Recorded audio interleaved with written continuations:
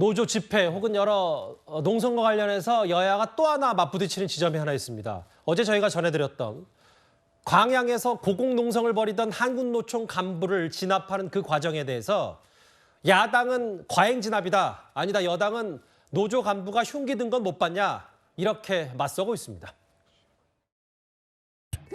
너 납치된 거야. 너 납치된 거야. 강해상이라는 악당 캐릭터가 남긴 명대사입니다. 그 강해상은 팔뚝만한 정글도 마체테를 휘두르는 악당이었습니다. 그런데 영화 속에나 등장해야 할 정글도가 노조의 불법 폭력 시위에 등장했습니다. 우리 사회의 기본이 무너지고 있다는 느낌이 듭니다. 권력 전체에 마약 중독보다 무서운 힘 중독이 번지고 있습니다. 살겠다고 농성하는데 곤봉으로 머리를 치고 집회 해산에 최루탄 물을 쏘겠답니다. 약자를 때리라고 힘을 준 것이 아니라 살리라고 힘을 준 것입니다.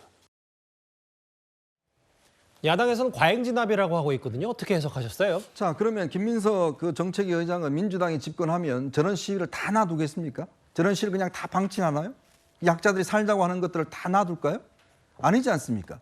그러니까 이게 지금 지난번 아마 대우해양조선 그 파업 때 보시면 그때 하청업체 그 근로자 한 명이 그 본인을 그냥 옥새를 하고 그 안에 이 인화물질을 들고 들어오면 이가 분신하겠다 이렇게 협박을 해서 며칠 동안 못 들어갔지 않습니까? 그거로 인해서 대우조선이 수천억의 손해를 봤습니다. 그러나 자 이번 같은 경우도 망루에 올라가서 지금 일반 길입니다. 자, 길 앞에 망루에 올라가서 지금 저 정글도라고 그래서 칼과 그다음에 이 쇠파이프 그다음에 여기 인화물질을 유입을 하려고 그랬어요. 자, 그렇다면 이걸 경찰이 그냥 보고만 있을까요? 보고만 있어야 됩니까? 아니잖아요. 지금 이게 불법인데다가 지금 굉장히 위험한 상황 아니겠습니까? 자, 그럼 이걸 지금 진압을 해야 되는데 지금 보십시오. 저희에 있는 한국노총 금속노조 사무국장이 저걸 갖다가 칼로 휘두르면서 경찰도 3명이도 부상을 당했습니다. 본인도 흉기요, 예. 마찬가지 맞았지만.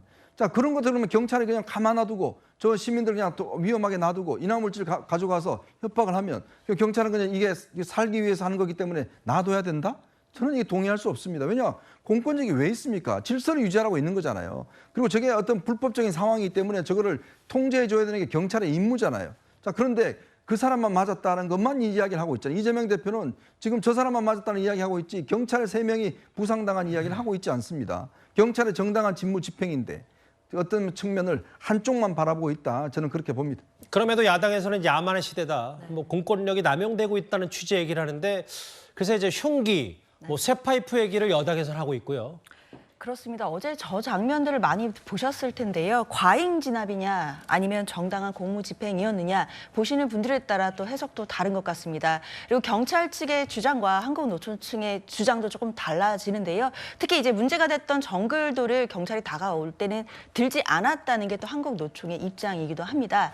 자, 이것과 좀 별개로요. 우리가 형사법에서 정당방위라는 것이 우리나라는 참으로 소극적으로 인정되는 나라입니다. 예. 폭행행위에서 누군가에게 맞고 있더라도 그 사람에게 소극적 방어 행위를 넘어서서 공격을 했을 때는 정당방위가 거의 인정되지 않는 형사사법 체계를 갖고 있는데요. 예. 그런 상황에 그런 경우로 본다면 우리가 민간인들의 싸움에서는 그렇게 정당방위를 소극적으로 인정하면서 경찰의 공무집행에 대해서는 당시에 정말 정글도를 내려놨었고 쇠파이프도 경찰을 향한 것이 아니라 한국노총의 주장이 만약에 맞는 상황이라고 한다면 경찰이 바로 공격을 해 나갔던 부분들이 과연 과잉이었냐 아니었느냐에 대해서는 앞으로 조금 더 살펴볼 필요는 있을 것 같습니다. 이 관련된 영상이라든지 이런 부분들을 분명히 좀 파악을 해서요. 앞으로 수사가 되겠지만 그 과정에서 과잉 진압이었는지 또는 정당한 공무집행 방해였는지를 조금 더 냉정하게 봐야 될 것 같습니다. 근데 이게 사실 이거는 논란 부분이라기보다 공방보다 저 영상이 사실 찍힌 부분이 많거든요. 여러 그 측면에서, 여러 방향에서.